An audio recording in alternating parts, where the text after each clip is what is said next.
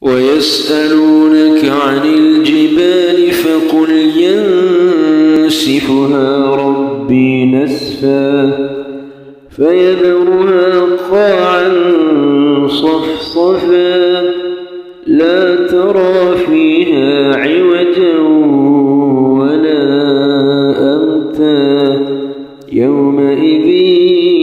يتبعون الداعي لا عوج له وخشعت الأصوات للرحمن فلا تسمع إلا همسا يومئذ لا تنفع الشفاعة إلا من أذن له الرحمن ورضي له قولا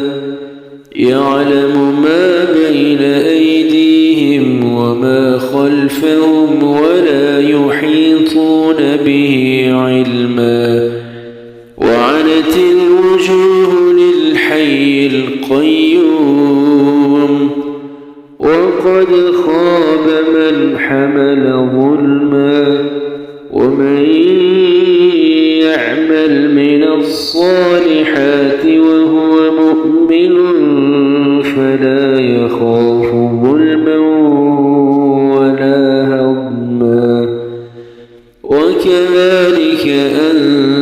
أنزلناه قرآنا عربيا وصرفنا فيه من الوعيد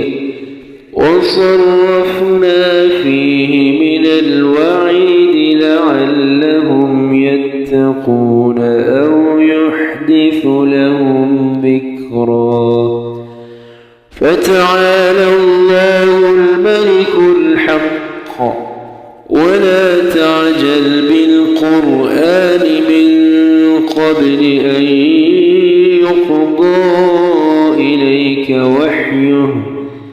وقل رب زدني علما ولقد عهدنا إلى آدم من قبل فنسي ولم نجد له عزما.